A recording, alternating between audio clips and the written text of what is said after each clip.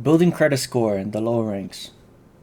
Most of us join around 18 years old, single with no dependents, and little to no bills. If this is you, you're in the perfect spot to get a 700 plus credit score, which you need to get for the best rates. The first time you get a credit score run on is when you buy a vehicle. Vehicles are important, and you don't want to continually ask your supervisor or coworker for a ride. So get your vehicle as soon as you can. When you apply for an auto loan and you have no credit history, which is essentially a 500 credit score out of a maximum of 850, you will still get approved, but at a 15 plus percent interest rate, depending on your bank. However, you should never take this offer or any offer above 10% APR.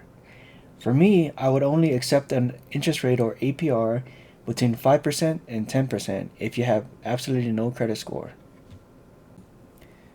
My first advice would be to shop around for auto loans.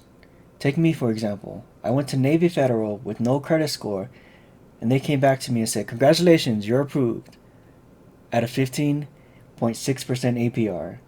For most people, they don't think of the APR and just sign because they're acting in their emotional state since they want a car as soon as possible. However, the next day I went to Hickam Federal Credit Union and got approved for an 8% APR, and I took it. So shop around and try to get a lower interest rate. If you shopped around and 8% is the lowest offer you received, take it because you can always refinance at a lower rate later on. Your next goal should be to get some credit history. Credit scores break down like this: payment history, credit card utilization, credit age, total accounts, and hard inquiries. Payment history is the most impactful thing on your credit score.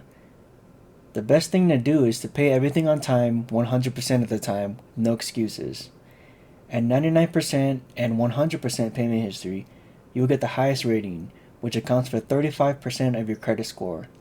At 98% or lower, you will get hit extremely bad on your credit score. Keep in mind that 99% means you miss one payment out of 99 successful payments. So it will take years to recover from one missed payment. So do yourself a favor and never miss a payment. Next is credit card utilization, the second biggest impact on your credit score and the easiest way to raise and lower your credit score. This section makes up for 30% of your credit score. You receive max points when your credit card utilization is 0 through 9%, and the next tier is 10% through 29%. Always stay within this range. How this works is your total amount of available credit card usage. For example, say I have two credit cards, Discover Card at 7,000 limit and Military Star Card at 3,000 limit. This is a total of 10,000. So if you were to use a maximum of 2,900 from one credit card or the total on both credit cards together, you will receive the max points. For me, my available credit on all my credit cards is 40,000, and I have used 8,500 of that 40,000, which is roughly 21% credit card utilization. So for me, I receive near the maximum amount of points. Credit age, total accounts, and hard inquiries are nothing to worry about as they improve with time. For now, mainly focus on payment history and credit card utilization. Now we will discuss how to get this high credit score so you can refinance your car or buy a house later in life. Like I said before, for payment history, just pay everything on time. For credit card utilization, get the best credit cards you can get. I would stick with two just to be safe. Some people are afraid of having too many credit cards, but this can work for you, and it can also work against you. I listed a video on the best credit cards, and you can view that in the description below. With your credit cards, buy things you need and pay it off as soon as you get paid or you get home. Don't hesitate or forget, as you may miss a payment. Continually do this month after month until your credit score improves enough to refinance or buy a house later. If you don't trust yourself with credit cards, then get a secured credit card. How this works is you give your bank, say, $1,000, and they give you a secured credit card with the limit of $1,000. You essentially use this credit card as a debit card, except it gets reported on your credit score.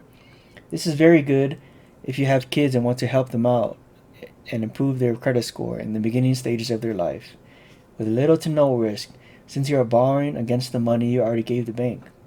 If you were to miss a payment, federal law states it cannot be reported to your credit score until it's at least 30 days past due, so you have another 30 days to pay your bill. To avoid this, pay it as soon as you can. Another thing to do with your credit cards is to ask for an increase on your credit limit. This allows for more wiggle room to stay in that 29% and below credit card utilization. Please remember that your phone bill, rent to the dorms or barracks, and your internet bills do not count towards your credit score. However, missed payments can affect your credit score, but in the dorms, you never miss a payment, so don't worry about that.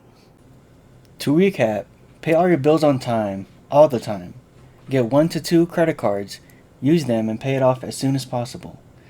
Then after a few months, contact your credit card companies and ask for a credit card limit increase. Doing this for a year will ensure that your credit score will be within the 700 plus range, and then you can refinance your car at a lower interest rate. At this credit score, don't take anything more than 5% APR.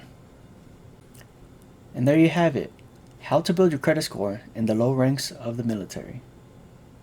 Thank you for tuning in. If you liked this video, please hit that like button and subscribe for more videos. Thank you.